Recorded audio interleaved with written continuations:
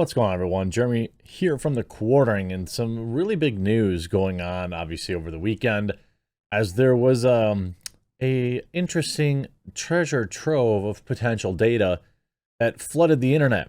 Now, I can't independently verify it. I have to wait for protected media protected media companies like the New York Times and whatever to actually verify this stuff.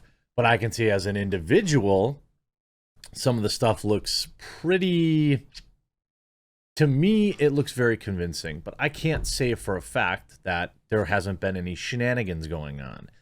What I'm mostly interested in, you can see, I'll obviously let Tim, for example, he can cover specifically what's in this treasure trove, much of which I can't look at or even show you. It's out there, okay? You can see it if you want. There is some weird purported searches. There is a screenshot that shows some people are saying it's what he has, our president, his father, saved as in his phone, the P word, which is weird. Also, there's a purported screenshot of a search history on a website that is for a particular type of videos, in which they are searching for very young people on that particular site participating in those activities. Again, just screenshots, could be faked. There are many videos that are circulating that are, they have a little more provenance, so to speak. They're a little easier to say, okay, well, this is definitely the dude. But I can't definitively say that. I don't have the same protections that mainstream media does. What I'm very, very interested in is the way the machine, that is Facebook, Google, Twitter, Instagram, have all mobilized either Sunday late or this morning, Monday, to scrub everything from the internet. That's how it appears. And this is the problem. This is why I support alt tech so aggressively. This is why, look, yes, I do want you to subscribe to my YouTube channel, because when people aren't subscribing to it, it seems like YouTube just buries me. And it's still the place to go. So if you haven't yet, please do subscribe. But I also support BitChute, Odyssey, and Rumble, places I make $0 and 0 cents from, because they don't do the type of suppression. I can't even imagine what I'm going to have to call this video on YouTube. I know what I want to call it. There's no way if I call it what I want to call it, it'll get buried. It'll get memory holes. So I have to use this cryptic language and make, and talk. This is the world I have to stay in and fight in hopes that other alternatives like BitChute, Odyssey, and Rumble, not only from a business perspective can generate revenue for me to support my business, but also they can gain more viewers so that I can speak more freely and I not be 100% reliant on YouTube. I mean, my coffee company is my big plan for 2022, 2023 to help mitigate that. In fact, you guys know I was talking about Roaster's Choice last week. There are 47 spots left. That's it. It's going to fill up today. So if you haven't signed up for Roaster's Choice yet, the ultra premium small batch thing that we're doing, make sure you go over to the website and sign up today. But interestingly enough, these articles, this certain particular information came out, and it's really been interesting to watch for a variety of reasons. And from like a hypocrisy standpoint. So there's all sorts of these screenshots coming out. And what they're searching for is, of course, our president's son and the, where these alleged leaks came from. Andrew Follett, who's a senior analyst, writes, does anyone, and I mean anyone, think Google would have done this if somebody hacked into Don Jr.'s account? The access of Joe's son indicates he was into some very sketchy and perhaps illegal stuff, and his dad enabled it. Now, that's his tweet, what his tweet says. It shows here that he's trying to search for it on Google, and it says, it looks like these results are changing quickly. If this topic is new, it can sometimes take time for reliable sources to publish information. What this really means is that they didn't want to allow the little guys who were willing to take the risk and publish this stuff to get any traction. They wanted to wait for the New York Times and the Washington Post and CNN.com and MSNBC.com to put out their fluff pieces, and then they'll populate the search results. That's, in what my opinion, this may indicate. And it's here. I have to go to USSA News. Never heard of it. No disrespect, okay? But this was published yesterday. Evil Google search. The particular term in question tells you to, quote, come back later. What? Come back later? You see, again, News Punch. Again, no disrespect, but these are the only sites right now that are covering it. I wonder why. This is heavy-duty censorship designed to protect a corrupt establishment happening right before our eyes. It looks like the powers that be were not ready for this story to break. Now they're stalling for time, allowing the mainstream media and, quote, fact-checkers to find a way to spin the disturbing facts out of existence. I would 100% understand this, and I would believe it because we've seen it happen. Remember when, right before the election, the New York Post published an article talking about everything that was on the evil laptop. Remember that? The laptop came out, and then Twitter locked their account and said, oh, well, you can't break news website because it looks bad for the president a week before the election.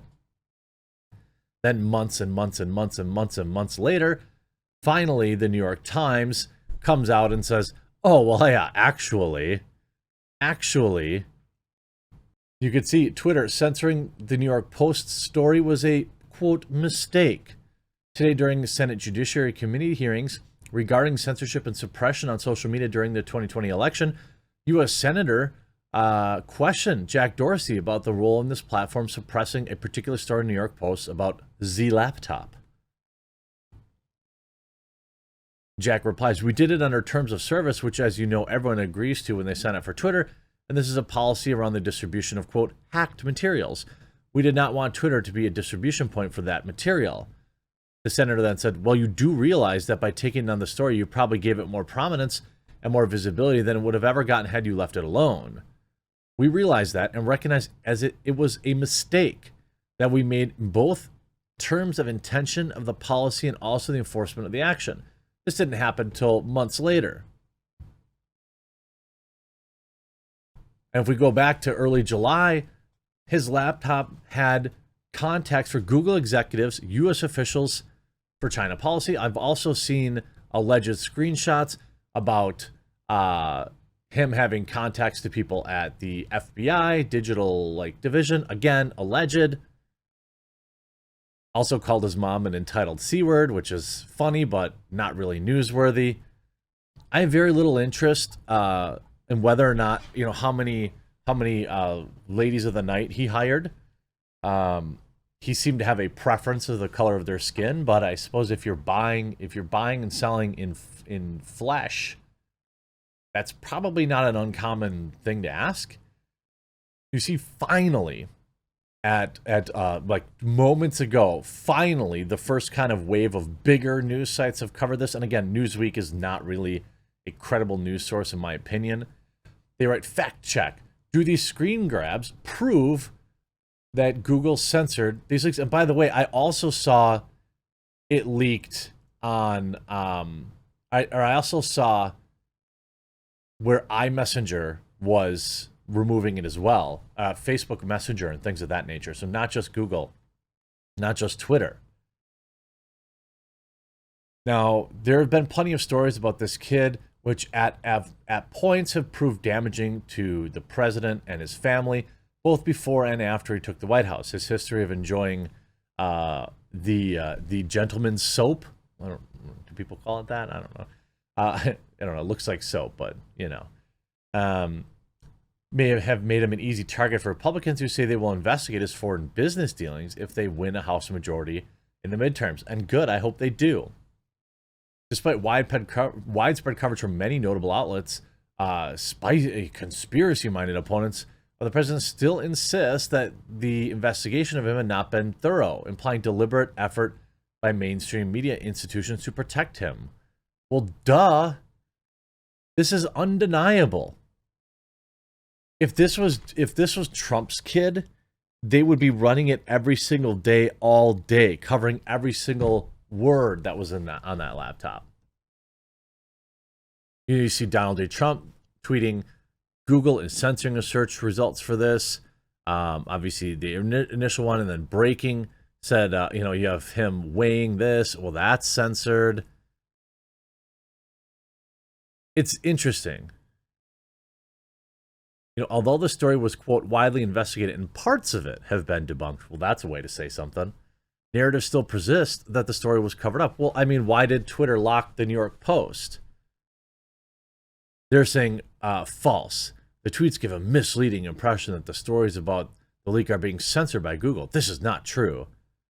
The disclaimer used by Google was introduced to warn users about news and trending topics. Well, yeah, but it's not giving them any results in these searches, is it? Now, when I searched for it, there seemed to be plenty of it. And, Twitter is working overtime to try and censor this and try and, block this search on YouTube. Or, I'm sorry, on Google. This is what I'm obviously most concerned about. I'm very, very concerned that, you have a situation where we can't trust our mainstream media. We can't trust big tech, which, of course, we all know. But I mean, there's like 5 people that can control the entire flow of information. We've seen it happen, whether it's Facebook, Instagram. I mean, Facebook, Instagram, and Google, and Twitter is enough to control the entire narrative. Now, there are voicemails, videos, voice recording, pictures, and all these kind of things, allegedly. Allegedly. We'll have to see if anyone's brave enough, because there are probably pictures that you probably can't even legally be looking at on there. We'll have to see if anyone's brave enough to actually come out and report on this. My inclination is that no one will, and that Google, Twitter, Instagram, and YouTube will successfully suppress. I predict this video will be one of my better performing videos on like BitChute and Rumble for sure, but not on YouTube. So check out some coffee. I would greatly appreciate that. CoffeeBrandCoffee.com. I hope you enjoyed this video. Click that red subscribe button down below. We've got probably 7 videos today. Lots of news. We'll talk to you again real soon.